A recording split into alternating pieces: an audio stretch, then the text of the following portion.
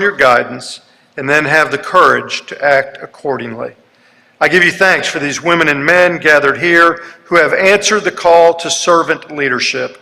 May the decisions they make benefit all of our citizens and gladden your heart. Thy kingdom come, thy will be done. And so on behalf of those gathered here and those who are scattered all across our great state, I pray in the name of the Father, and the Son, and the Holy Spirit. Amen and amen. Amen. Please join me in the pledge. I pledge allegiance to the flag of the United States of America and to the republic which stands one nation under God, indivisible, with liberty and justice for all. Thank you, Pastor. We appreciate you. Thank you, Pastor. Thank you, Bart. Now the reading of the Journal. Senator Polk, you're recognized. Thank you, Mr. President. I move the Senate dispense with reading of the Journal. Senator moves to dispense with the reading of the Journal. All in favor signify by saying aye. Aye. Opposed, no. The ayes have it. Message and petitions, Mr. Clerk. Mr. President, there are none. Committee reports. Senator Polk, you're recognized. Mr. President, I move the Senate dispense with reading of the committee reports. Senator moves to dispense with the reading of the committee reports. All in favor signify by saying aye. All opposed, no. The ayes have it. Next, reading of the titles, bills, and resolutions. Senator Polk, you're recognized. Mr. President, I move the Senate dispense with reading of the titles of the bills and resolutions. Senator moves to dispense with the reading of the title, bills, and resolution. All in favor signify by saying aye. Aye. All opposed, no. The ayes have it. Thank you, Senator Polk. Introductions of gifts by senators. Introductions. Senator Barnett, you're recognized for an introduction. Thank you, Mr. President. If the Senate would direct our attention over toward the smokers table. Today we're welcome to have a very good friend of mine, Ms. Teresa Kemp Rogers, who is the Emergency Medicine and Chief of Quality Officer at South Central Regional Medical Center in Laurel, Mississippi. I would ask that the Senate please make her welcome to our Capitol. Thank you and welcome. Senator Barrett, you're recognized for an introduction. Thank you, Mr. President. If the Senate would direct their attention to the East Gallery, we have with us today Miss Clementine Harrison and Dr. Lorinda Harrison. If the Senate would, make them feel welcome.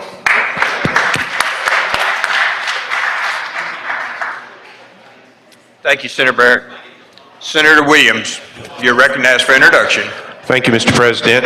We have already met Brother Jim Genesee, but please help me, if you look at the South Gallery, to welcome he and his wife, Ms. Margaret Genesee, to the Senate. Let's give them a warm Senate welcome.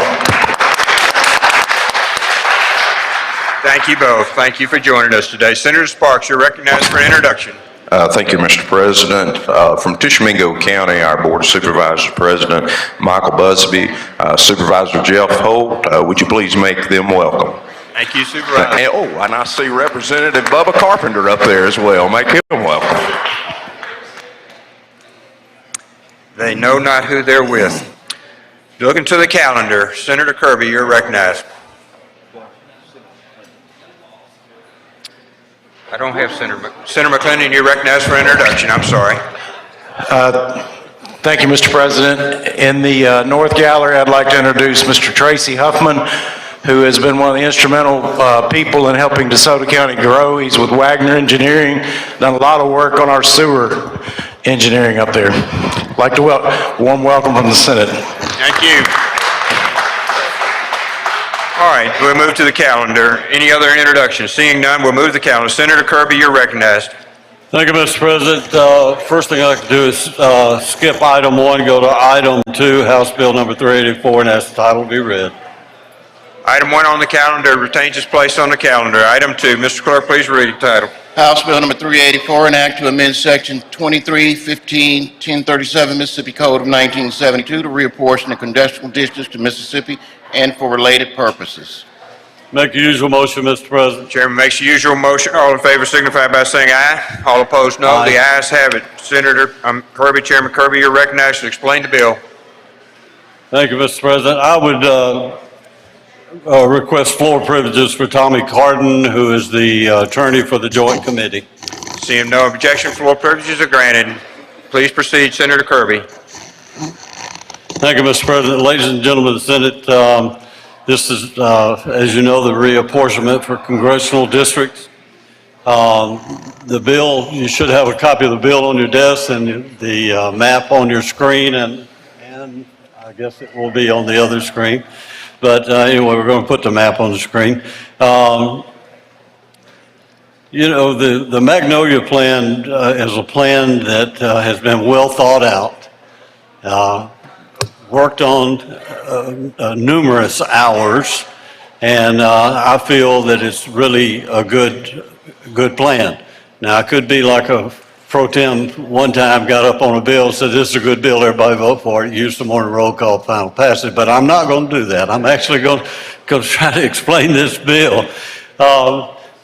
Due to the loss of population of 6,000 people in our state, we obviously had to redraw the maps.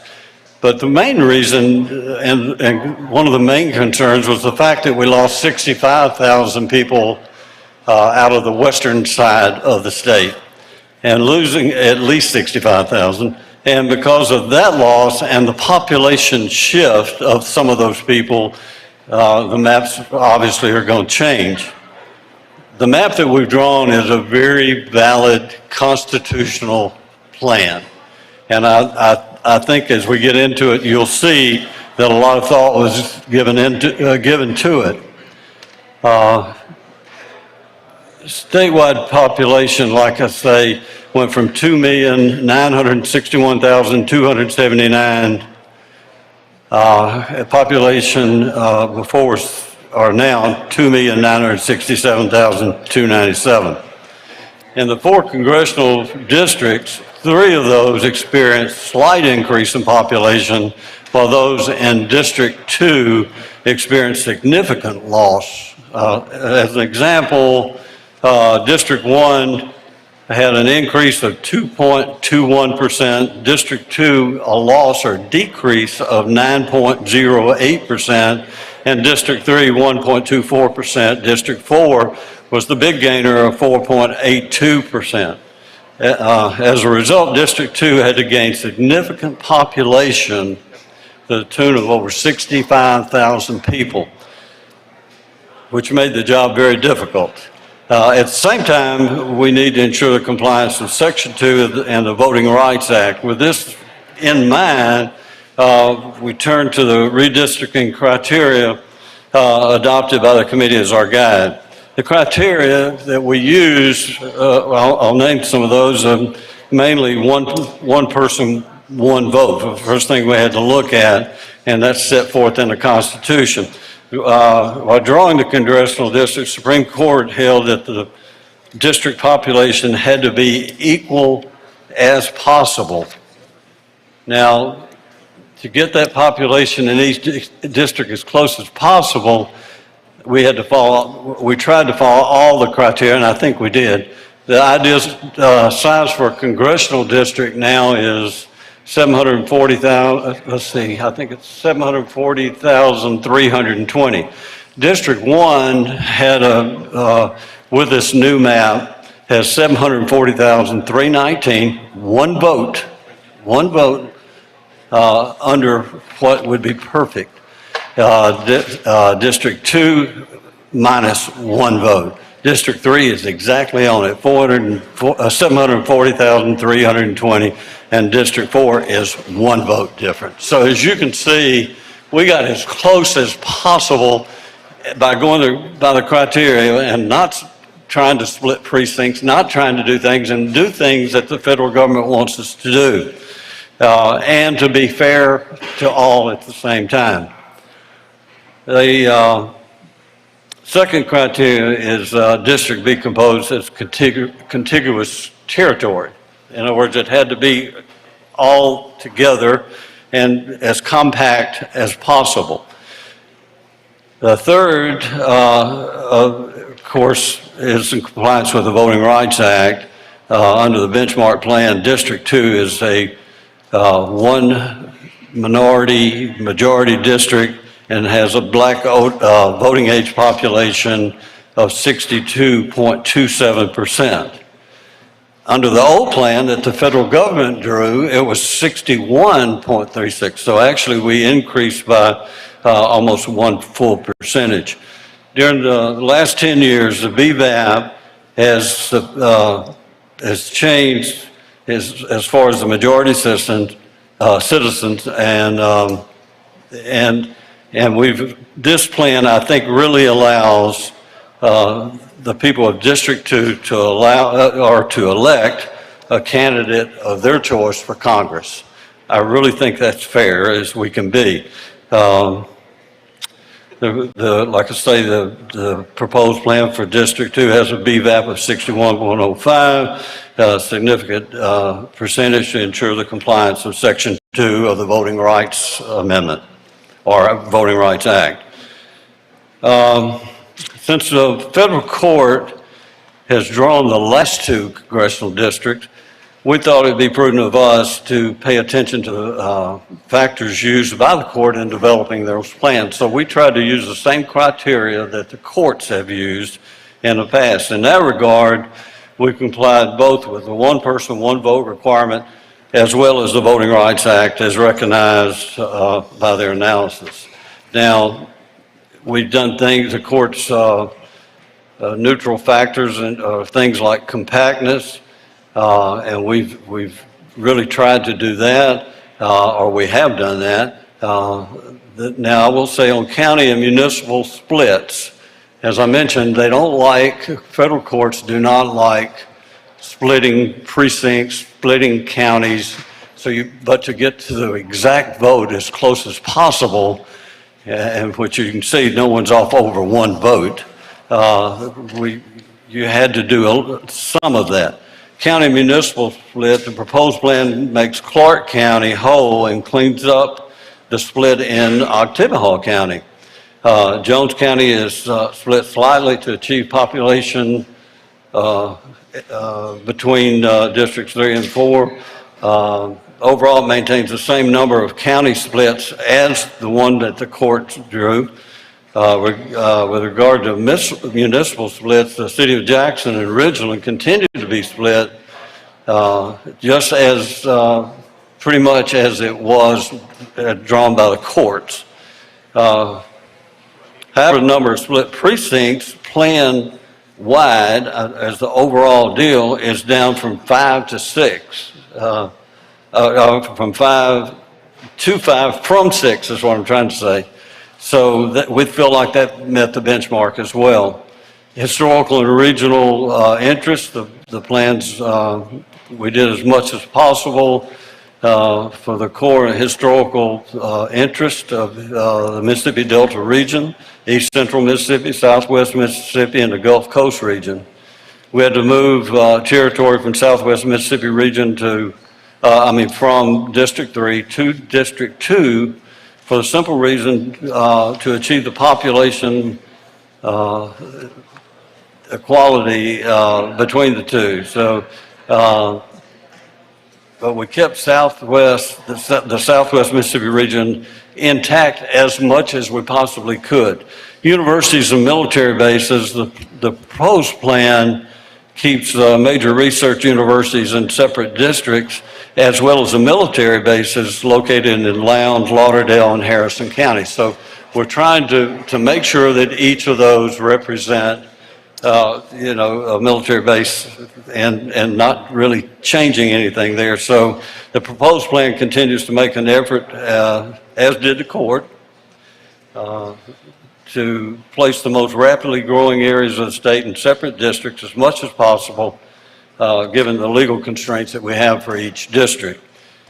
Incumbents, the proposed plan keeps each incumbent in their current district, and the distance of travel. There's been some talk on the distance of travel. The distance of travel within the districts are similar to those under the existing plan, while the linear distance of travel from north to south is slightly more.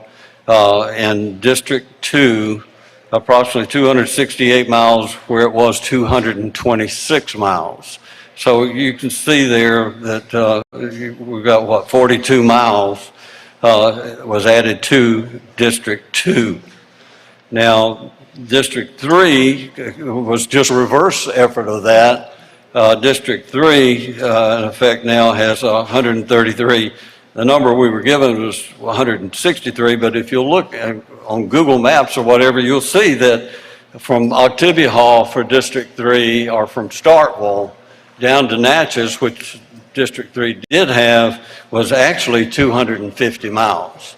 So there's already been a lot of travel in District 3 as it should have been. Important consideration in developing this plan was maintaining the political performance in each district. This plan, proposed plan, maintained Republican political performance in Districts 1, 3, and 4, and Democratic performance in District 2. The plan meets all the redistricting criteria adopted by the committee. It complies with the one-person, one-vote requirement of the Constitution, and all the districts are contiguous. So it meets all of those requirements. It also complies with Section 2 of the Voting Rights Act and adheres as closely as possible to the neutral redistricting factors used by the federal court in drawing the plans in the past. I really feel like this is a good plan. There's been a lot of hours spent. I know Chairman Beckett, who's the chairman of the Joint Committee, spent a lot of time on it, and I have as well. So, Mr. President, if there are no questions, which it may be, I don't know if it's any questions or amendments or whatever, I'll be Thank you, Senator Kirby. Senator Turner, for what purpose do you seek recognition? Question. Will you yield for a question, Senator? I do yield. Senator Turner, you're recognized for a question. Thank you, Mr. President. Thank you, Mr. Chairman. The proposal that we see that has been referred to as Magnolia 1 does propose changes. One change that I do not see would be at the northern portion of the map. Isn't it true that DeSoto County experienced growth? DeSoto County is, in most areas, growing quite a bit, yes. Was any consideration given to include any portion of DeSoto County in Congressional District 2? It was considered, but to make the numbers work, we just couldn't do it. What about, Senator Kirby, the portion of Hinds County, Madison County area? Sure. There's a portion of that area that's actually in Congressional District 3 as proposed in this map. That does not change from the last redistricting, does it? Well, Hinds County has changed some. We gave more to District 2 in Hinds County, but the rest of it, Madison County and the Hinds County, like Northeast, Jackson, an example, the court split that. We just use what the court's doing. Have you seen any proposed maps that actually include all of Hinds County and all of Madison County in Congressional District 2? I have not, let's put it this way, when the committee met, no one offered, and of course all the committee, joint committee, looked at the map on the Magnolia 1, and no one has offered any amendments or anything like that. So nothing else was considered by the committee. Certainly, and I guess my question would also be, have you seen any working drafts that actually incorporated those areas in Congressional District 2? I think there was a map submitted by the NAACP, but that map, the numbers, we couldn't make the numbers work with that map. And I'd like to switch to also, I want to move over, I guess, towards the eastern part of the state to look at Oktibbeha County. Yes. Have you, I understand that Oktibbeha County is split. It is, and has been split. Have you seen any proposals that would actually include all of Oktibbeha County in Congressional District 3? Not to my knowledge, but I can assure you that it was discussed. But again, to make the numbers work, we couldn't do it because of the fact that Oktibbeha is split between 1 and 3. And 1 had too many, 3 had too many, we just actually couldn't make it. Have you heard of any strong opposition with Oktibbeha County in total being included in Congressional District 3? Have not. I would like to introduce an amendment at the appropriate time. Thank you. Thank you, sir. At the appropriate time. Senator Norwood, for what purpose do you seek recognition? Question, Mr. President. Will you yield for a question, Senator Kirby? I yield, Mr. President. Senator Norwood, you're recognized for a question. Thank you, Mr. President. Thank you, Senator Kirby. Senator Kirby, you stated that several hours had been spent developing the plan. Could you share with us how many hours? I know there were nine meetings across the state. We did, and I should have said that. Thank you. We did have 9 meetings across the state. Of course, we had other meetings. There were joint meetings here in the Capitol as well. But at those 9 meetings, we asked for input from everyone. And unfortunately, most of the input was where people were very dissatisfied with their supervisor district, which we're not doing, or their alderman districts. It seemed to be very little concern. I hate to say that, but it seemed to be very little concern on the congressional or the legislative, because the meeting, we asked for input on both. Let me ask you now, the 9 meetings that were convened, and I was fortunate to attend one. How many meetings with the map that we're scheduled to vote on today? How many meetings were that map presented at? Well, when we started the meeting, Senator Norwood, we didn't have the numbers, but we had a deadline that we had to meet. So we were just using the old numbers and asking for input from people. I think the last 1 or 2 meetings of the 9, maybe 3, we had the numbers in and we could actually start working on putting something together. Now, Like I say, the purpose of those meetings was for input from the people as to what they thought we should be doing. So how much would you say value or how much commitment from the committee was given to considering the input that was provided from the citizens that attended the meeting? Oh, we definitely listened to all the citizens and took everything they said seriously. And at those meetings, we announced and gave out sheets saying if you have any other questions or if you have any other suggestions, send it to a call or send to this number or name and number.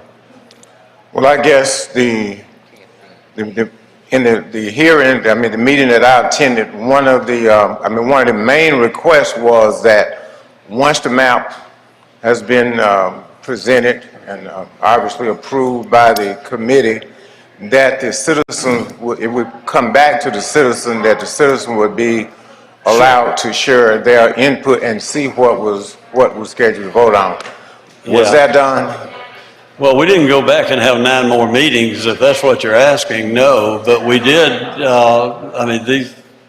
the maps have been available for some time because we had a joint committee meeting and voted on this map. Anyone could have attended, plus the fact that anyone could have offered an amendment that was on the committee and no one did. Okay, now how many, when the committee voted to approve this map, when was the first notice or when was the first review or presentation regarding this particular map presented to the committee? Well, actually there were some committee members that saw the map in its preliminary stages and were asked if they had any objections to it to let us know, and no one objected. So would you agree with me that based on this presentation that is unfair for the citizens of the state and for this legislature to vote on something that has not really adequately been presented to the general citizen or general population of the state. Well, I don't think it's ever been done, and no, it wasn't. But again, the maps have been available for several weeks now, I guess, since we voted on it. And like I say, no one has offered any alternatives. We have had some people that attended the meetings send in maps for consideration, of which we looked at. And actually, one of them was almost exactly like what we have, and we considered it. But the votes were a little bit different. I mean, when I say a little bit different, we're within the one person, one vote criteria. They were off maybe 500 or 200 or whatever. So you couldn't use them. But yes, there were other maps that were considered by the chairman, and I also considered. Thank you, Mr. Chairman. Thank you, Mr. President. Thank you, Senator. Senator Simmons, for what purpose do you seek recognition? Thank you, Mr. President. I have an amendment that has already been prepared, and I worked with Redistricting Committee in preparing my amendment and have maps drawn. So at the appropriate time, I'd like to present that amendment. It's an amendment at the desk. It is. Well, would you bring it forward, please, Senator? At appropriate time, will be recognized for an amendment. Yeah, Mr. President, if I may say one more thing that I left out. We were pushed for time because of the late census being received, and I guess all that was COVID related. Speaking of COVID, but anyway, I don't have COVID, I don't think. But we were pushed for time. We were pushed for time. We really were, and getting this done. Not as much time as they've had in the past. But we were really pushed for time and worked really hard, lots of times to get it done. We were pushed for time for this. Thank you. We were pushed for time because of the fact that January, these people are qualifying to run for office. They want to know where their districts were. So that's, Senator Norwood, that's one of the reasons. Thank you, Senator Kirby. Senator Turner, is your amendment at the desk? Okay. Thank you, Senator Turner. Senator McMahon, you're recognized for what purpose? Mr. President, I'd like to do an introduction out of order while the amendment's being prepared. Please proceed. I would like to bring to the attention of the Senate, on behalf of Senator Bryan, Senator Suber, and myself, we have several guests today in the gallery from Lee County, Mississippi. We'll begin in the South Gallery and ask you to stand. Don Lewis, Tupelo City Administrator, is here. Scott Castillo, who is the Executive Assistant. We also have the Honorable Wesley Webb, Supervisor. Well, I would also like to ask Billy Joe Holland, Supervisor, to stand and raise his hand. Supervisor Phil Morgan. Tupelo, newly elected Tupelo Mayor Todd Jordan. Is there anyone I've missed? I can't see. Tommy Lee, Supervisor Tommy Lee Ivy. Thank you. I ask the Senate to give all of my colleagues a warm welcome.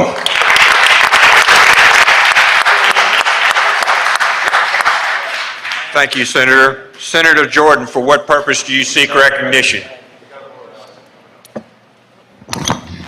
Mr. President, I have a question on the map. You yield for a question, Senator Kirby. Wait, Senator, one moment.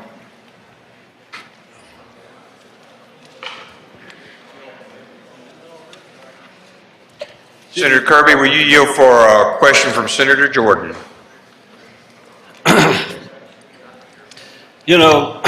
Again, let me state that we were trying to be as fair we could to everyone. Senator Turner Ford, I think, is a good senator. She does a good job, and I really appreciate her not only as a senator but as a friend. But there's always that but, and the but is...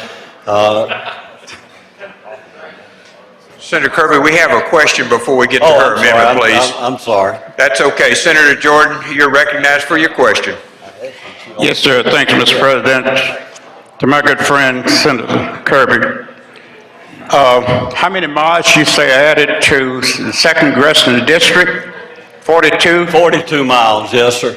How many was added to the other 3 districts? Well, excuse me, Senator, the others had to shrink because they grew. And to have the numbers that District 2 had, we had to find those people with things in common. And you were trying to get about 700,000 individuals in each of the 4 districts? 740,000. 700? Yes, sir. Deviation was, how much deviation was allowed? How much? I'm sorry, no deviation. We tried to do no deviation. Now, like I said in the beginning, I think 2 of the districts have 1 person more. Let's see, 1 and 4 had 1 more vote than District 2. They have to be that close, or I know you. We have to be. That's the federal law.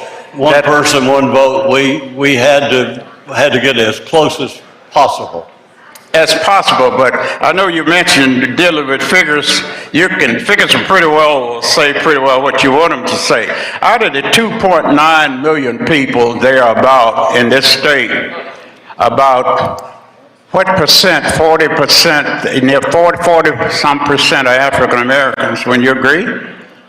I haven't seen those numbers, but if that's what you say, Senator, it's probably true. Not necessarily what I say, but you can look it up. How many miles? That map looked like it run from straight through the state. How many miles did that map going down to dig out? It just looked obvious. Something wrong when you look at District 2 and it has more mileage than any of the others. Something appeared to be wrong just from observation. And I understand that, and it was looked at, believe me, but the population is just not there in the river counties and on the western part of the state. And so you've got to either do that or totally change everything, the BVAP and all of District 2. So we felt like that was the fair way to do it and to keep things as they have been historically and to meet with federal requirements. But now, I will say this, District 3 used to be, where that's what, 200 and, I forgot, however many miles. Anyway, District 3 was 250 before. But as a minority, when I look at that and see what has happened to the person who holds that position, does make a person like me wonder. So I'm inquisitive about the distance of the district where a minority is serving. Yeah, and of course, we only increased that district by 42 miles. 42 miles, I mean, good gracious, we have senators here that have 70 miles. I understand. So, but out of the 4 congressional districts, with about 2.9 million people thereabout, and about 30 to 40%. Yes, sir. African American. Well, then when I look at the map, it's more difficult in a way for that person in District 2 to get elected than it is anybody else because it has more distance. And it just looks odd to me as being a minority.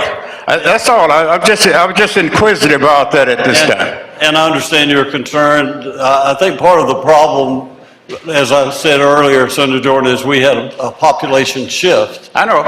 So a lot of people that live in the Delta now live maybe on the eastern side of the state instead of the western side. Well, it may be that they are there, that they may thought the census taker was a bill collector or something, and they didn't show up. I don't know. I don't know. But I just looking at the proportion on the minority district that look different, far different. I understand all that was considered, Senator. Thank you, sir.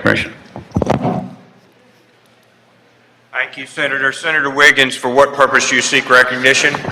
Introduction out of order. Would you please proceed? Thank you, Mr. President. We have in the gallery with us, and on behalf of Senator England, and actually we have with us Hank Zuber, Representative Hank Zuber, and Senator Delano would also like to be a part of this. We have the Mayor of Ocean Springs, Kenny Holloway, if you'd stand. Newly elected Mayor, thank you, Kenny, for being here, and please make him welcome.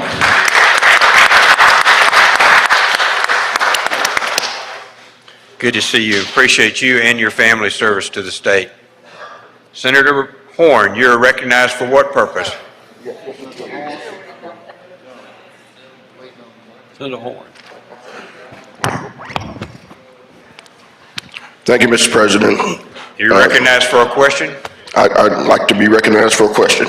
Senator Kirby, were you recognized for a question? I yield, Mr. President. Senator Horn, you're recognized for a question. Thank you, Mr. President. And President Pro Tem Kirby, I appreciate the hard work that you have put into bringing this plan to this stage of the game. And I know it's a lot of hard work and a lot of negotiations that went on. But to your point, you mentioned a little while ago that the Justice Department and the federal government and courts, as they have looked at our plan, one of the things that they do not like is splitting counties. Yes, sir. And I think a question was put by Senator Turner Ford earlier about Madison County and Hinds County not being included in District 2 when the overwhelming portion of the rest of those counties are in District 2. And what was the rationale for why they were not included? As I mentioned to you, or as I said, Senator, we were trying to go by what the courts have drawn in the past as much as possible. Excuse me, as much as possible, and those areas had been drawn by the court. So you just we kept them as they remain were. consistent with what the courts have done prior to this. I'm sorry, you just were consistent. I'm just catching. Yes. So whatever you We're got. trying to be consistent with what the courts have done. Yes, sir. Okay. And then the compactness. If I look at just visually looking at the 4 districts, it appears to me that District 2 is almost twice the size of most other districts. It seems to cover about 40% of the state's landmass. Would you agree with that? I would agree with that. I haven't figured exactly how much, but it's probably close to that. So why would we have not taken some of these districts further? Thank you. Taken some of these districts further to the west and taken 2 further to the east? Well, we've really tried to make it as District 2 is historically a black district, minority district, and we've tried to keep it that way, and keep the percentage as close as it was. And actually, I think we actually increased the percentage of minority in that district by less than 1, but right at 1%. Well, as I understand it, in Memphis, a lot of our migration of African Americans has occurred in DeSoto County. So was there no consideration of putting more of District 2 in DeSoto County, for example, as opposed to carrying it further south and to the southwest? I can't remember excuse me, we looked at all of it, of course, and even the northern or northwestern tip of DeSoto County. But again, those numbers just didn't work, Senator. There wasn't enough people on the northwestern side. And again, if you go too much east, then you're decreasing the BVAP votes. Thank you, Mr. Chairman. Thank you, Mr. Thank you, President. Senator. Any other questions? Senator Parker, for what purpose do you seek recognition? Question, Mr. Were President. you for a question, Senator? I yield, Senator Would Parker. you proceed? Please proceed, Senator Parker. Thank you, Mr. Chairman. As someone who worked with you a little bit on this map, I want to thank you for your time and effort you put into this. I'm one of those who was very surprised we could get it down to the 1 person, 1 vote, and I know a lot of time went into that. Some mention has been made of DeSoto County and population growth. to my estimate, is there a way to change the map and grab the part of DeSoto County that has the most African-American population growth without taking the whole county?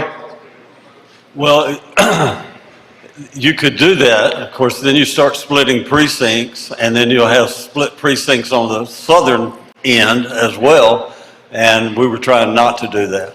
Right, and to that point, to me, if we were considering putting DeSoto County into Congressional District 2, I think the only way we could really fairly do that would be to go ahead and add the entire county to District 2. Do you offhand know the population of DeSoto County?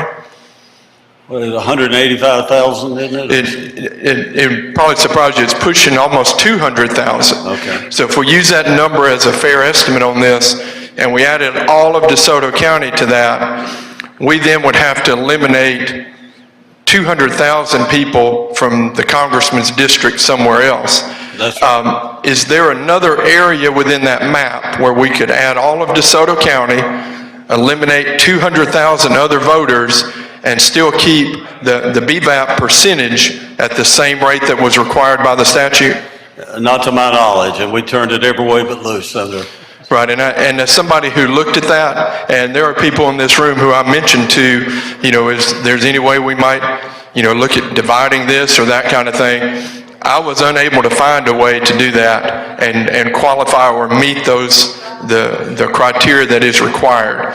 So again, I thank you for the work, but because that's been brought up multiple times, without adding the entire county, or maybe we might need to add, DeSoto County and take it all the way over, pick up more of the northern part, and then rearrange things. But I think that that would certainly change the voting percentage dramatically to do that. It would. Thank you, Mr. Chairman. Thank you, Senator Parker. Senator Blackman, for what purpose do you seek recognition? Thank you, Mr. President. A question. You yield for a question, Senator Kirby? I yield. Senator Blackman, you are recognized. Thank you, Senator Kirby. Senator Kirby, I'm trying to look at this map, and I understand that this was the map that was drawn by the courts for the last two congressional redistricting. Now, this slither that's in pink for the third, that's Madison County and Hinds County. That little slither that's... No, oh, yeah. If you're asking, is there a split, did the courts draw a split between Madison and Hinds? Yes. Okay, yes, for the third. And so is this one, exactly just like the courts in Madison. The only difference in Hinds is we had to give part of Hinds to District 2. Okay, and in the third as well, aren't there some split precincts up there in Ottawa County? Yeah, we had, as I said earlier, we had very few, and we have fewer now split precincts. Let's see if I can find that again.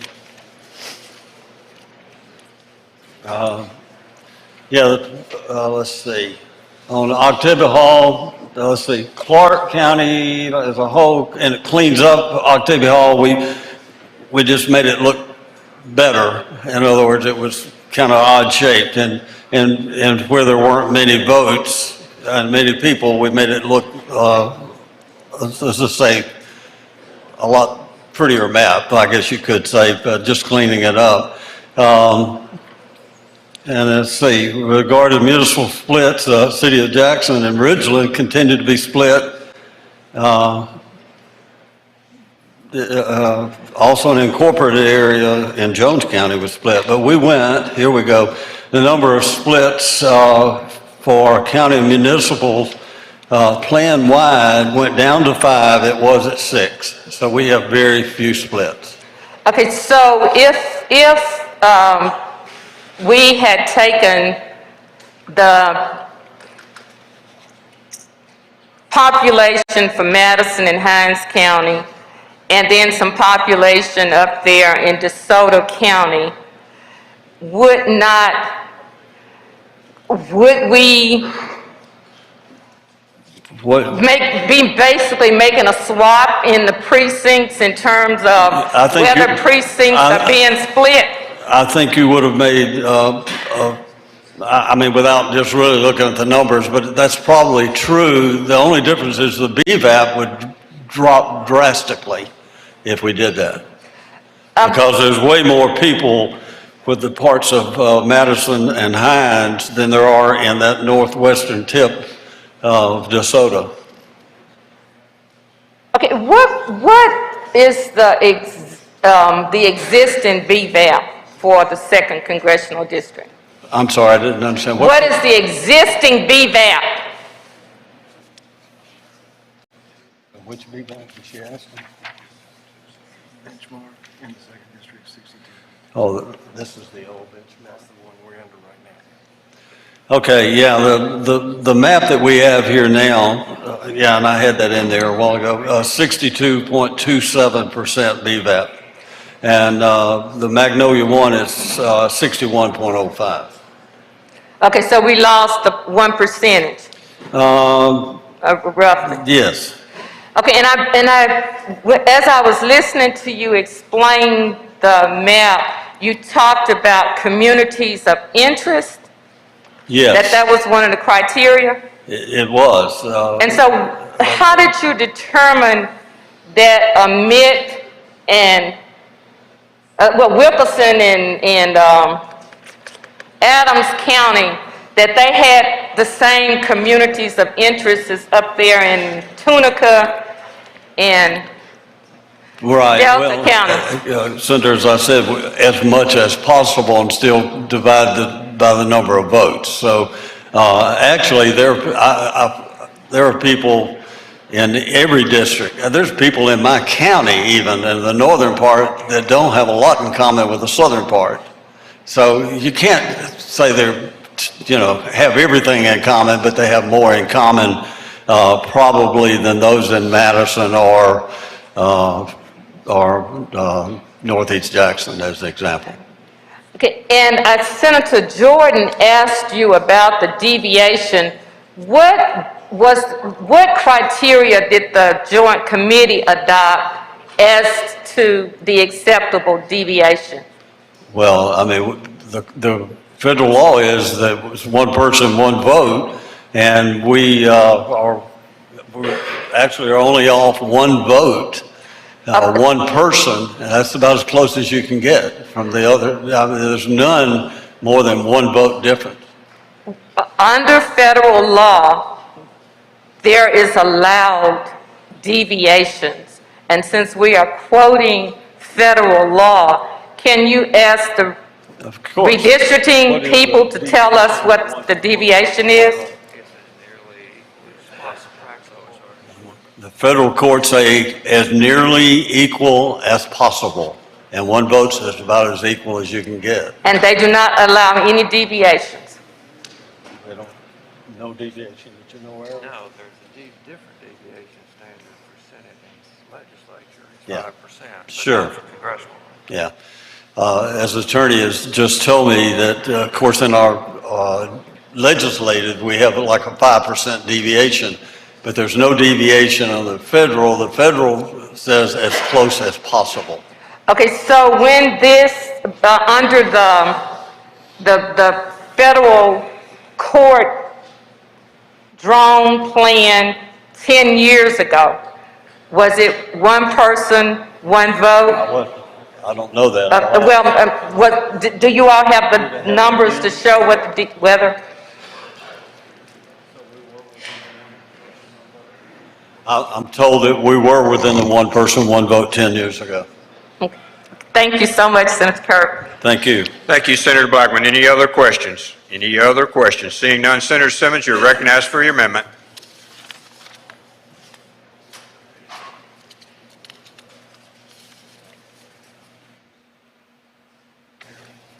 Amendment? Let me get my paperwork.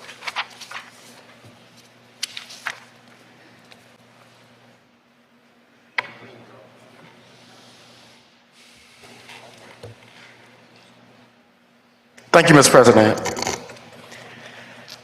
A picture is worth 1,000 words.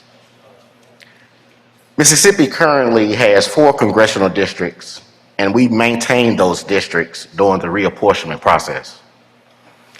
As Senator Kirby just outlined, as well as our friends on the House side, Representative Robert Johnson and Representative Jason White did last week, with a population of 2.96 million Mississippians, the ideal congressional district size is 740,320. Based on the ideal district size, District 1 was about 17,000 more. District 2, about 65,000 less. District 3, about 10,000 more, and District 4, about 37,000 more. So in the amendment before you, I submit that this amendment closely mirrors the plan adopted by the court, and is also more compact than Magnolia 1. Under our current congressional map, Mississippi has 4 split counties. And I know there have been questions raised about the split counties, and I think Senator Kirby answered a question regarding the split counties, but I do want to mention them again. Clark County is split between the 3rd and the 4th. Hinds County is split between the 2nd and the 3rd. Madison County is split between the 2nd and the 3rd. And Ottawa County is split between the 1st and the 3rd. Under my amendment, there will only be 3 split counties, so it's making the map more compact. Jones County will be split between the 3rd and the 4th. Madison County will be split between the 2nd and the 3rd. And Winston County will be split between the 1st and the 3rd. For the longest serving current federal elected representative in the state of Mississippi, why not give him his home county? Hinds County will no longer be split. The entirety of Hinds County and the amendment before you will be in the 2nd Congressional District. So, I urge you to support this amendment because this amendment closely mirrors the plan adopted by the court and also is more compact. Now, I didn't count my words when I stood up here, and I hope I was under 1,000 words. But a picture is worth 1,000 words, so let's go to the picture. If you can look at the map, you will see the benchmark, which is the current congressional districts, and you can look at District 1, District 2, District 3, and District 4. If you look at the benchmark, District 2, which is in the yellow, is the area that we've had a lot of discussion about that lost about 65,000 in population. Under my amendment, which clearly shows from this illustration a picture, you can maintain the same look of District 2 without adding those 4 counties, Wilkerson, Amite, Franklin, and Adams. And what you really do is you include the entirety of Hinds County and a little bit of Madison County, and you get the 65,000 people that were lost. And you have those only 3 split counties as I talked about. Now, let's go to the Magnolia 1 map compared to the benchmark. Mr. Clerk? Carlos, if you put up the Magnolia 1 map and compare that to the benchmark, when you look at The Magnolia 1 plan, which is the plan that passed the redistricting committee, compared to the benchmark.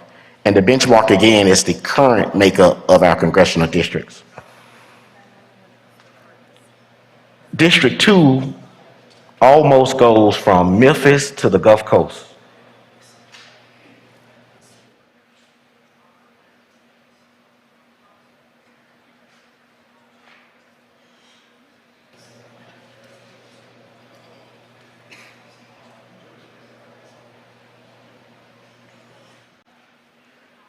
You are adding landmass, and I know there's been talk about the mileage, and it's been said that the mileage has been only about 40 miles, but if you just Google in your phone from Tunica all the way down to the southernmost point of the southwest part of the state, we are talking about close to 300 miles, if not more, depending on how you actually get there.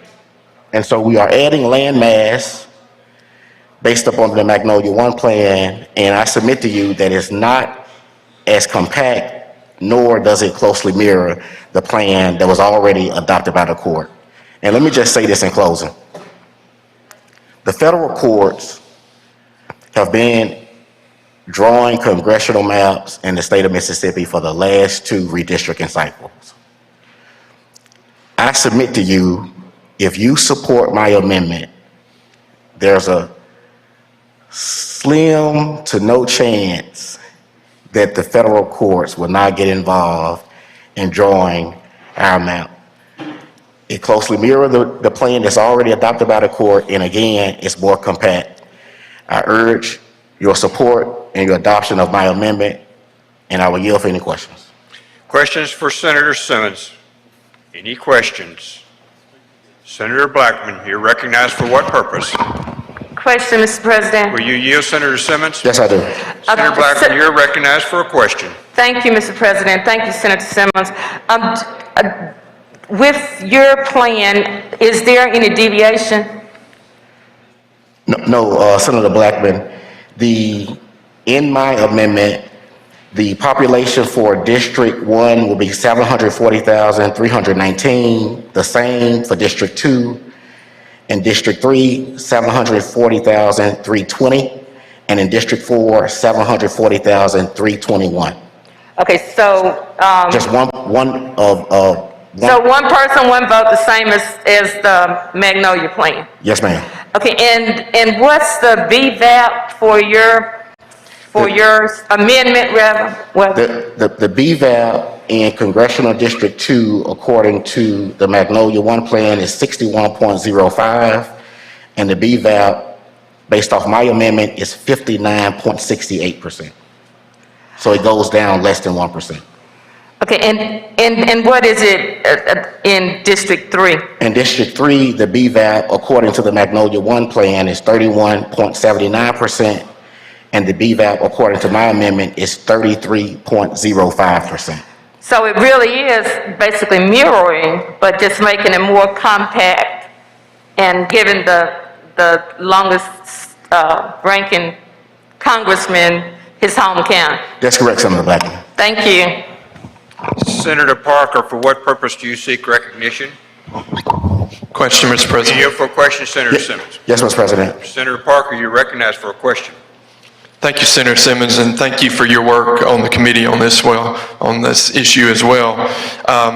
So I understand your amendment basically does keep the one vote kind of rule in place, but I think I heard you say on the BVAP percentage for the new Congressional District 2, it would move to 59.1%? 59.68%. And currently it's at 62.4% or so. The current based off the benchmark is 62.27%. Okay, 62.27, and in the Magnolia 1 plan, a little over 61% was the BVAP. That's correct, Senator. And so have you personally spoken to Congressman Thompson about that extra 2% deviation or loss of the BVAP, and had him tell you that he is absolutely positively fine with losing 2% of the BVAP on that? I have, and he's fine with my amendment. And Okay. he supports it. And I want to get to this point too. There's been some mention of 10 years ago and the congressional redistricting that was done then. 10 years ago, when redistricting was done, how many districts were what change were we making? We were going from 5 to 4. Right. And have you seen any projections or any thought about the future as far as population trends and growth looking out to 2030 or 2035 or so as far as population trends in the state? I have not, like we do Senator Parker, respectfully, every 10 years, we take the current population and we adjust based upon the population shifts, and based upon the population shifts from the 2020 census, this amendment reflects closely to the court adopted plan and also is more compact. Would it surprise you to hear that there are some estimates or opinions out there that think that possibly Mississippi 10 years from now might be moving from 3 congressional representatives, from 4 down to 3? Would that surprise you? It wouldn't surprise me. And if indeed that were to happen, would that not indeed force us to look at the compactness and kind of the geographical changes and things like that to restructure the state from 4 to 3? I would say we should look at it at that time. If that is in fact what happens 10 years from now, we should consider that at that time. But right now, I think it's really important for us to consider the population based off the current census and draw the maps accordingly. And I'll disagree with you in the sense that, I think in every decision we make in here, we have to be looking at today, but we also have to be thinking about the future. Because sometimes when we make a certain change today, we are affecting where we're going kind of down the road. But you and I can agree to disagree on that. But thank you. Thank you, Senator Parker. Thank you, Senator Parker. Senator McDaniel, for what purpose do you seek recognition? Question, Mr. President. For you for a question, Senator Yes, Mr. Simmons. President. You recognize Senator McDaniel. Thank you, Mr. President. Senator Simmons, just so I'm clear, and I may have missed this earlier, the amount that's being proposed by Senator Kirby, what's the BVAP on that map? The map that's being proposed, the Magnolia 1 plan for District 1 is 26.32%, respectively in District 2, 3, and 4, 61.05%, 31.79%, and 21.71%. Thank you. So if we make the adjustments you're suggesting, the BVAP will reduce in District 2 just slightly? Just slightly. Oh, by what, 2.5 points? Less than 2%. That seems negligible. I'm trying to understand what the objection is. Is it just that the sitting congressman at this stage wants his home county? Because the odds of him losing an election with that stacked of a district are still incredibly slim, aren't they? I mean, all the other congressmen, they actually represent their home counties. And certainly, picking up the additional population based off the loss. Okay. If he can pick up that additional population based off this amendment by having his home county and picking up a little of Madison County, then why not do that if the illustration based upon what we see back here on the projector closely mirrors what the court has already adopted, and it makes the district, Senator McDaniel, more compact than what is being proposed in Magnolia 1. I look at both maps, and from the standpoint of compactness, they pass the eye test. It looks compact, all the districts do. So I guess I'm just trying to sense where the real objection is, and I think I understand it now. Now, to the point that Senator Parker was making earlier, we are going through an evolving stage, particularly with the Voting Rights Act of 1965. The Supreme Court has begun to restrict the application of that act. If we were to fall from 4 congressional districts to 3, and that's very conceivable considering our population and the growth in other areas, do you envision a time in our state where maybe we can move past the need for a majority-minority district? I will hope that we will all work hard over the next 10 years and pass policies and laws that would attract people to Mississippi and hopefully get back to 5 congressional districts. I agree with you. That's my hope. That's my hope. I agree with you, and I want to see that progress made. And it's I recognize the Civil Rights Act came about as a result of a very tragic time in our state's past. And yet our state has made tremendous progress over the years in race relations and otherwise. I guess my concern is if we continue to gerrymander these districts, it almost seems like polarization, political polarization is the inevitable result. And if that's the case, and other states are taking this same tact, not only I'm concerned about the constitutionality of that, I'm concerned about what it does to the people of this country if we still see ourselves only in prisms of race. And I guess what I would like your assurances at some point is that we'll work together, hopefully, to move Mississippi past those days. And hopefully we don't have to have gerrymandered districts that guarantee representation from one party or the other. Would you help me work with that over the years and maybe get to that point? I'll submit to you that Magnolia 1, our history is our history. And we have the Equal Protection Clause, Voting Rights Act, we have those laws for a reason, Senator McDaniel. And I'm very sensitive about those issues. But I will tell you my amendment is consistent with the Holding and Smith versus Holzman, as well as applicable federal and state laws. And so it's my hope that we'll have a better Mississippi and a better America at some point. And I know we have had considerable gains, and it's my hope that we'll have more gains. But right now, as it relates to what's before you, it's my hope that you will support my amendment because of those two reasons that I've already stated, that it closely mirrors the court-adopted plan, as well as it's more compact without having to add 4 of the southwesternmost counties of the state. Yes, sir, I appreciate it. Thank you. Thank you, Senator McCain. Okay, other questions? Other questions? Senator Kirby, you're recognized for a response to the amendment. Thank you, Mr. President. I'll make this short. I don't agree, and I ask that you vote against the amendment. Thank you. We're ready for the motion. Senator Simmons, we're ready for your motion.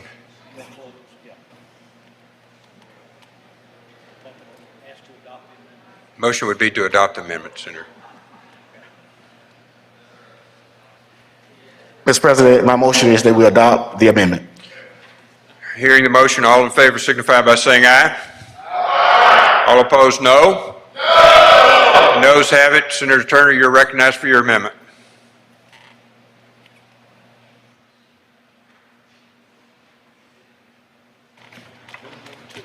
This is amendment number 2. Mr. Clerk, Thank please you. please put it on the screen, Mr. Clerk. You ready for it to be put on the screen, Senator? Yes. Please put it on the screen, Mr. Clerk.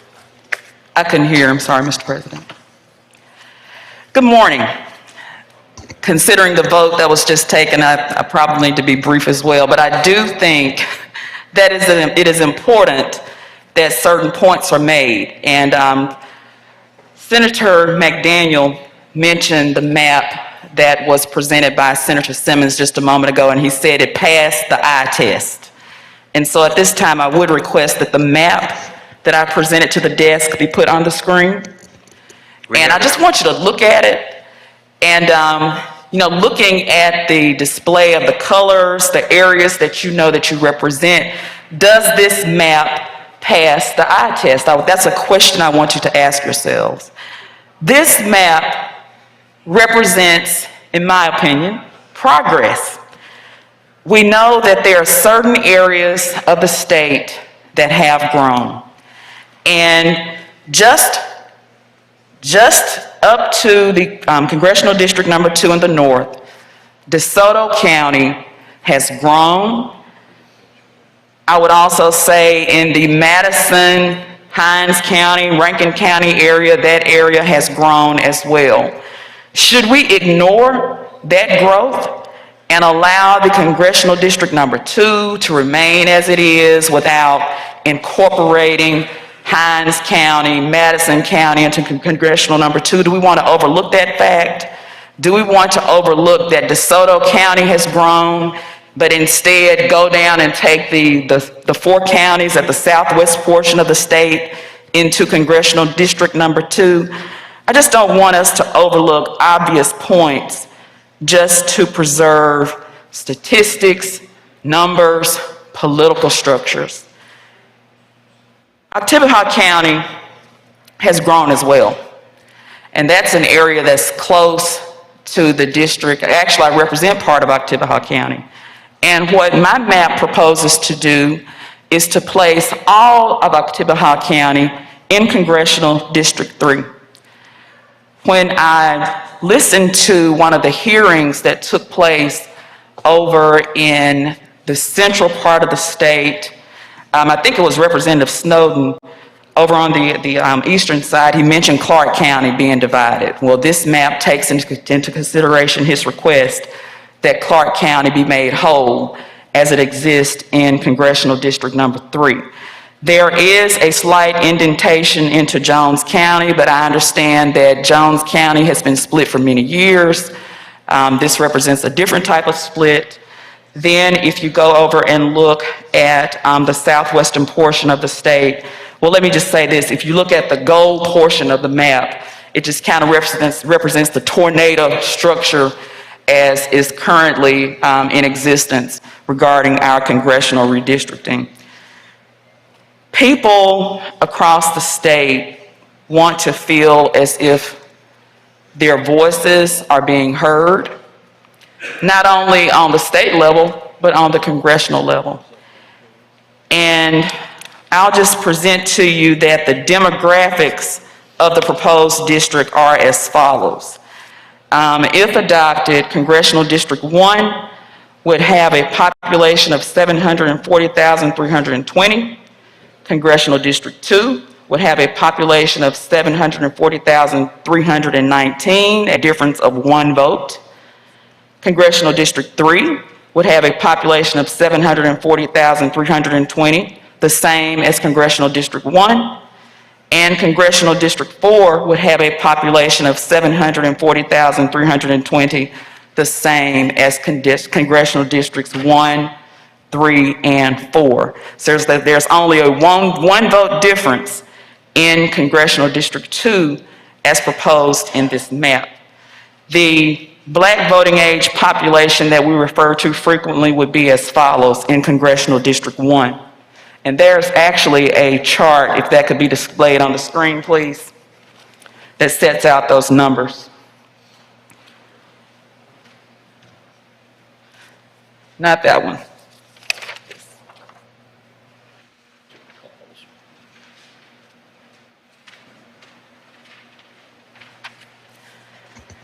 The Black voting age population for Congressional District 1, where I reside, would be 27.59%. The Black voting age population of Congressional District 2, however, would be 58.9%. There's a slight reduction, but it is still a minority-majority district. Congressional District 3 would have a Black voting age population of 37.29%, which would actually be an increase. And Congressional District 4 would have a Black voting age population of 22.71%. And so when I say that this map represents progress, what it represents is an opportunity for those individuals who are a part of the Black voting age population to have more influence and a greater voice in Congressional District 3. And that's basically what this map proposes to do. And I would just ask that you all would take it under consideration. And certainly if it's not adopted here, if there's to be any litigation, this plan would have been presented and would be available for consideration by the courts. I move adoption. Senator Blackman, for what purpose do you seek recognition? Thank you, Mr. President. A question. Were you here for a question, Senator Turner? I do yield. You're recognized, Senator Blackman. Thank you, Senator Turner, for it. I'm noticing this plan that you have precincts in Desoto County. Yes. Do you know whether the people who are moving into Desoto County, are they moving from the Delta of Mississippi, or are they coming from Memphis, Tennessee into DeSoto County? I'm not sure that anyone really knows. It's my understanding that there is some. May I complete my answer? There's some what? It's my understanding that there is some growth that is perhaps coming over from Tennessee into that area, but it could be perhaps also that people are moving from the Delta and moving to the DeSoto County area. But when I asked about specific population pockets and demographics, it was my understanding that there was no real way to tell. Okay, but that part that you've included in the Turner Forward plan, that's a growing part of the county. Yes. So that over the next 10 years, if the second congressional district if DeSoto County was included in there, then there would not be a substantial population loss like what we're facing right now. That would be my opinion, yes. And in this Turner Forward plan, do you know how many split precincts you have? I do. Just find it. There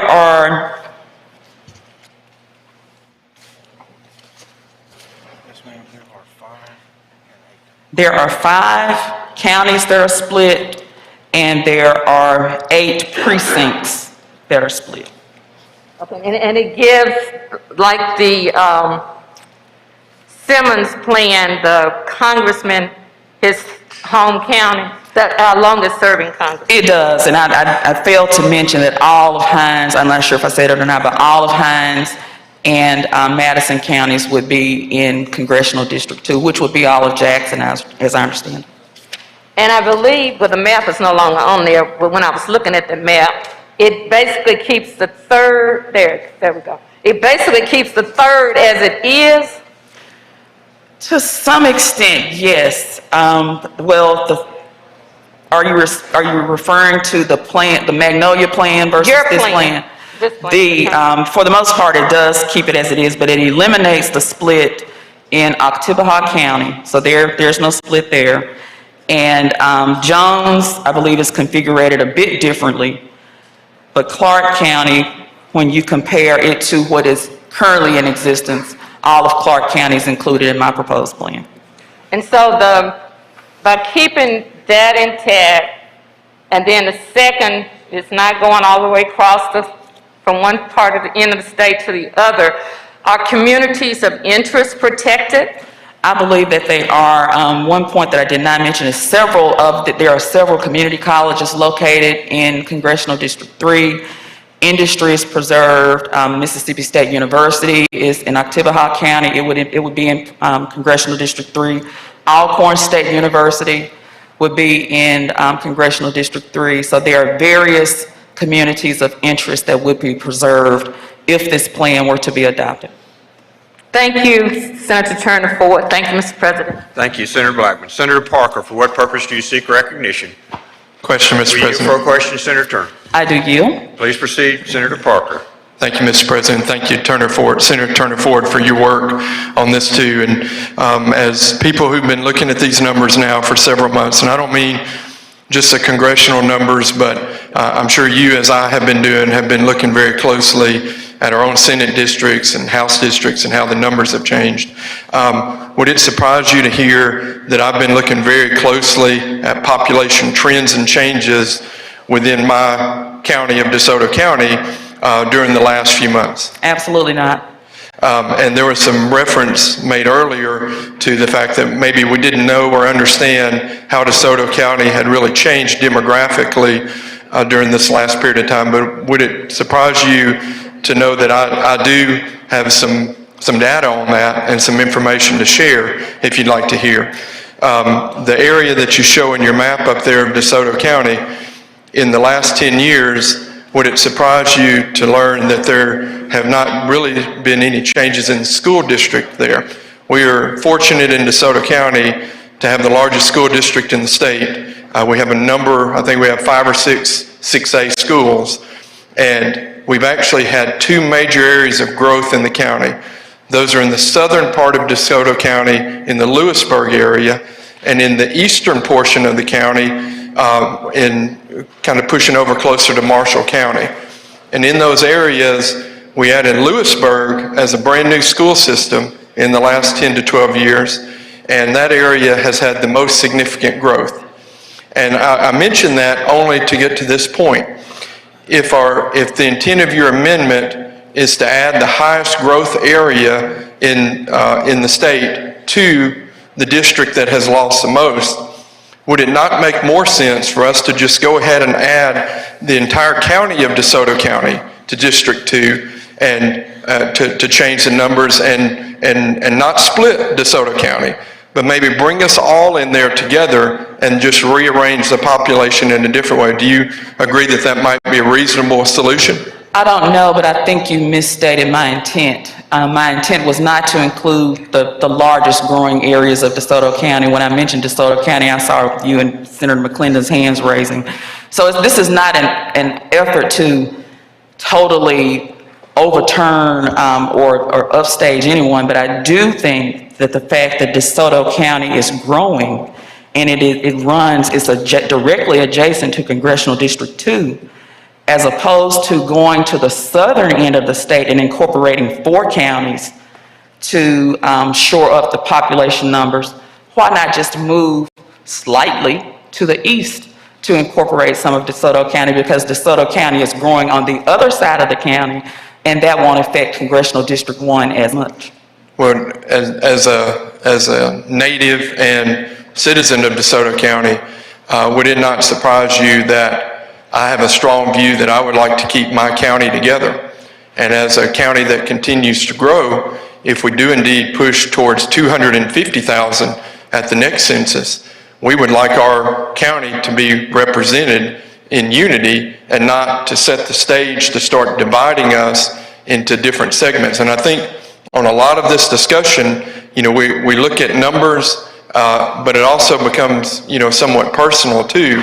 And so I'm just, on this amendment that you have here, my big problem with the amendment is that you are splitting one of the fastest growing counties in the last 20, 25 years, not just in the state of Mississippi, but around the country.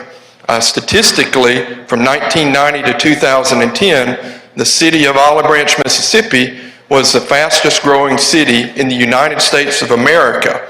I don't mean state of Mississippi, United States of America by percentage growth, and that city just annexed another portion, and I believe has jumped ahead in the census to number 4 now in the state as far as population.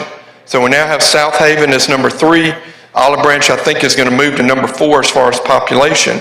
And I think it's just important that we keep that county together as it continues to grow for our state.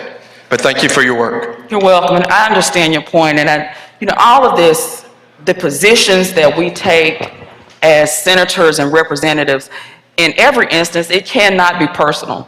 And you just can't represent the interest of your one county. Preferably, I think I would prefer for my county to be in the 3rd Congressional District, but that is not what is shown in the map. And what I would say is that if, DeSoto County is growing, and it's growing on the opposite side of the county that is not being taken into consideration for change under my amendment. So I think that this is, as I said, this is simply an effort to increase the numbers for Congressional District 2, but also consider that Congressional District 1, that's where DeSoto County is, and the strongest portion of that county would remain as such. Thank you, Senator Parker. Any other questions? Questions on the amendment? We're ready for your motion, Senator. I move for adoption on the amendment, and I would request a roll call. One moment, we have Senator Kirby gets a response. Thank you, Mr. President. Ladies and gentlemen, I appreciate the effort that Senator Turner Ford did, but I see a lot of problems with this map, and I don't think it'll be acceptable, and I ask that you vote against it. Thank you. On roll call, Senator, we'll need 6 or we need division. So we need 6. Standing, please. We have 6, Mr. Secretary. Please call the roll. Barnett. Bear. Blackman. Blackwell. Blunt. Boyd. Branning. Bryan. Butler 36. Butler 38. Carter. Kaufman. Chazanall. Chisholm. DeBar. Delano. England. Fillingane. Frazier. Harkins. Hickman. Hill. Hobson. Horn. Jackson. Johnson. Jordan. Kirby. McCon. McDaniel. McClendon. McMahon. Michelle. Moran. Norwood. Parker. Parks. Pope. Seymour. Simmons of the 12th. Simmons of the 13th. Sojourner. Sparks. Suber. Tate. Thomas. Thompson. Turner Ford. Whaley. Wiggins. Williams. Younger. Barnett. Barrett. Bryan. Kaufman. Chisholm. Hill. Horn.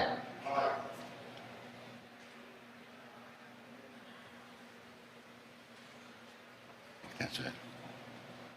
Simmons of the 12.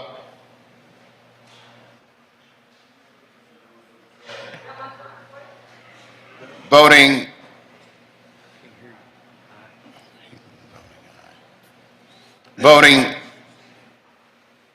aye. Barnett, Blackman, Blunt, Bryan, Butler of the 36, Butler of the 38, Frazier, Hickman, Horn, Jackson, Jordan, Norwood, Simmons of the 12th, Simmons of the 13th, Thomas, and Turner Ford.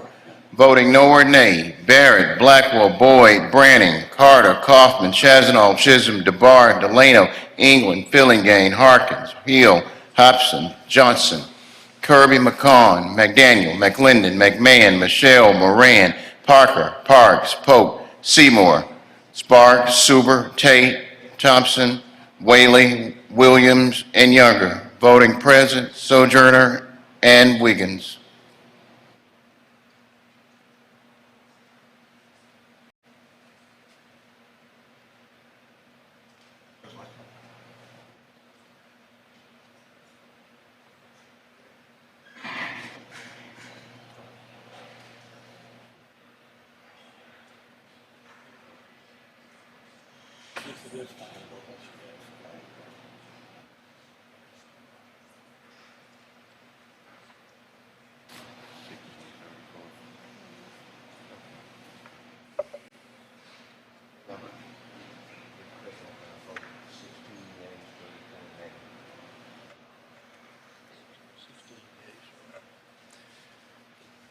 The amendment fails, 16 yeas, 34 nays. I'm sorry, in the reverse. Senator Blunt, for what purpose you seek recognition? Thank you, Mr. President. I would like to move that we reconsider the vote whereby amendment number 1 failed and be recognized to speak to it. You're recognized.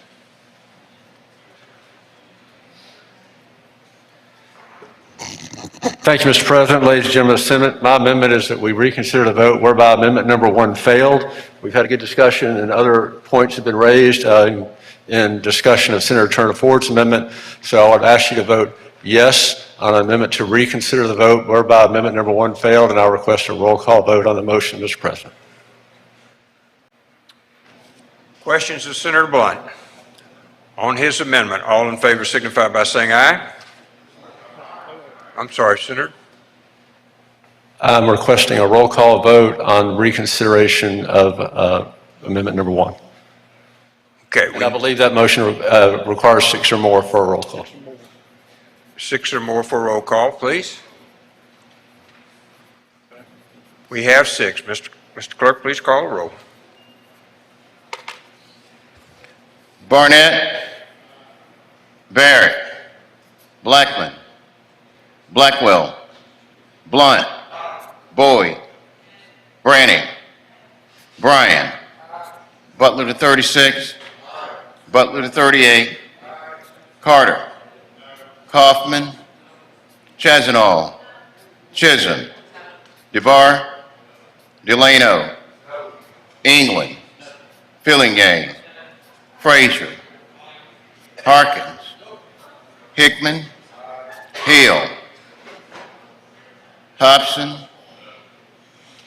Horn, Jackson, Johnson, Jordan, Kirby, McCon, McDaniel, McClendon, McMahon, Michelle, Moran, Norwood, Parker, Parks, Pope, Seymour, Simmons of the 12, Simmons of the 13, Sojourner, Sparks, Suber, Tate, Thomas, Thompson, Turner Ford, Whaley, Wiggins, Williams, Younger, Blackman, Blackwell,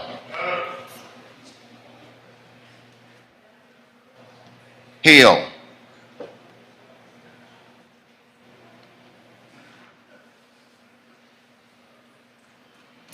I think we got them all. Voting yes or yay, Barnett, Blackman, Blunt, Bryan, Butler to 36, Butler to 38, Frazier, Hickman, Horn, Jackson, Jordan, Norwood, Simmons of the 12, Simmons of the 13, Thomas, Thompson. She did not vote. She said Blackman didn't vote. But I heard her say it. Okay. Somebody said it. Okay. Somebody said it. All right, voting no or nay, Barrett, Blackwell, Boyd, Branning, Carter, Kaufman, Chazanall, Chisholm, DeBar, Delano, England, Fillingham, Harkins, Hobson, Johnson, Kirby, McCon, McDaniel, McClendon, McMahon, Michelle, Moran, Parker, Parks, Pope, Seymour, Sojourner, Sparks, Suber, Tate, Thompson, Whaley, Williams, and Younger.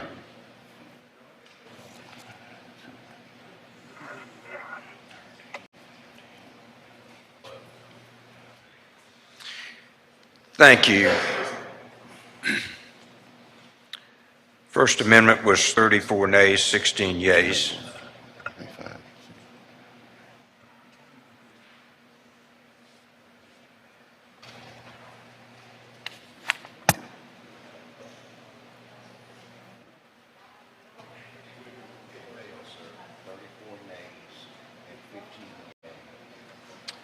On Senator Blunt's motion, fails, 15 yeas, 34 nays. We're back on the bill, Senator Kirby.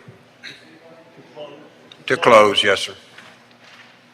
Thank you, Mr. President. Thank you, ladies and gentlemen, for all your input and discussion, debate. I want to also thank the staff for working so hard on this. I should have said this in the beginning, and the committee for their hard work and of traveling all over the state and listening to a lot of people. So at this time, Mr. President, I ask that we call the roll for final passage. By use of the morning roll call, Senator? Call the roll. Call the roll. Barnett, Barrett, Blackman, Blackwell, Blunt, Boyd, Branning, Bryan, Butler to 36, Butler to 38, Carter, Kaufman, Chazanall, Chisholm, DeBar, Delano, England, Fillingane, Frazier, Harkins, Hickman, Hill, Hobson, Horn, Jackson, Johnson, Jordan, Kirby, McCon, McDaniel, McClendon, McMahon, Michelle, Moran, Norwood, Parker, Parks, Polk, Seymour, Simmons of the 12th, Simmons of the 13th, Sojourner, Sparks, Suber, Tate, Thomas, Thompson, Turner Ford, Whaley, Wiggins, Williams, Younger, Blackwell, Boyd,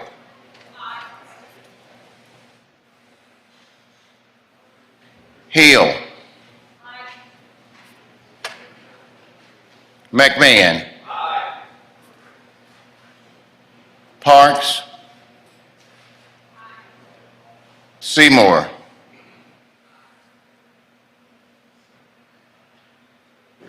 voting yes or yay.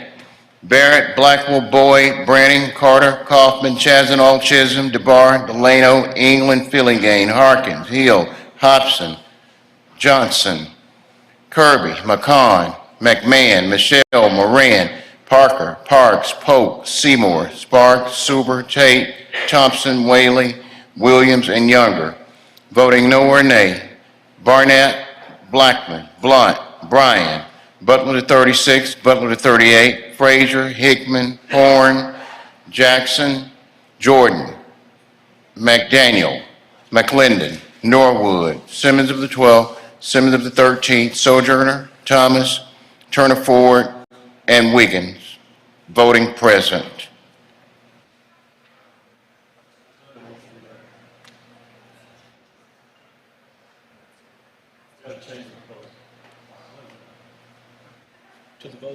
One moment. To the vote, Senator McClendon. To the vote, Mr. President. I would like to change my vote from no to yea, please. Thank you, Senator.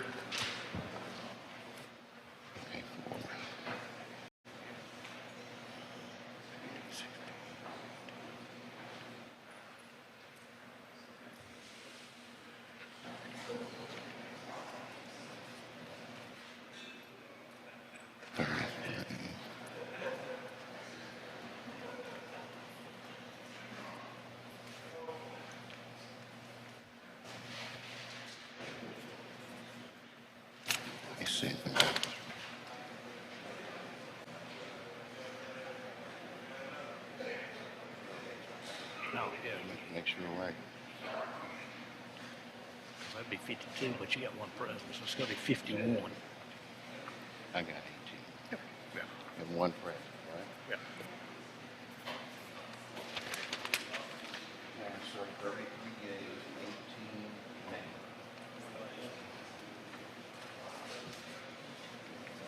The bill passes by 33 yeas, 18 nays. Business on the counter. Seeing no further business on the counter, we'll go to announcements. Go to announcements. Senator DeBar, you're recognized for an announcement. Thank you, Mr. President. As a reminder, education will meet today at 1:30, room 216, to hear from Dr. Wright and the department. And at 4 o'clock in room 216, Education Subcommittee will meet That is Senators Blackwell, McCon, and Norwood. Thank you, Senator. Senator Michelle, you're recognized for an announcement. Thank you, Mr. President. The Appropriations Subcommittee 7 did not get to complete our hearing this morning, so we will meet tomorrow at 11:30 in room 216 to hear the budget from the Insurance Commissioner's office. Thank you. Senator Kirby, you're recognized for an announcement. Okay. Thank you, Mr. President. I would like to call a Rules Committee meeting 10 minutes after recess in room 307. Thank you. Senator England, you're recognized for an announcement. Mr. President, I have an adjourn of memory at the proper time. Please proceed. Thank you, Mr. President. Ladies and gentlemen of the Senate, I ask you when we adjourn today that you join Senator Ben Suber and I in adjourning in the memory of Mr. Paul Donald White of Escatawba, Mississippi. Thank you. Thank you, Senator. Senator Hill, you're recognized for an announcement. Thank you, Mr. President. Senate Appropriations Subcommittee number 9 will have their hearing tomorrow at 10:30 in room 216. 10:30 will be the Department of Health, 11 o'clock Department of Mental Health. That is Senators Hobson, Frazier, Michelle, and Moran. 10:30 and 216 tomorrow. Thank you, Senator Hill. Senator McCon, you're recognized for an announcement. Thank you, Mr. President. Just on the lighthearted, if you looked on your desk, you received the form to become part of the Legislative Showdown. I'm giving you a full month this time to practice, as Senator Mike Thompson and Senator Whaley both anticipate taking home a buckle this year. The reason I go ahead and mention this to you is if you do not have a kid in your district that's showing in Dixie National this year, get with one of us. We have kids across the state that would love to show with one of their legislators, and we need to bring that crown back over to the Senate this year and not the House. Thank you, Mr. President. Thank you, Senator. Senator Barrett. Thank you, Mr. President. Adjourn at the proper time. Please proceed. Your Honor, when the Senate adjourns today, I ask that we do so in honor of Mr. Willie Albert Harrison. Thank you, Senator. Senator Chazanall, you're recognized for an announcement. Thank you, Mr. President. I'd like to adjourn in memory. Please proceed.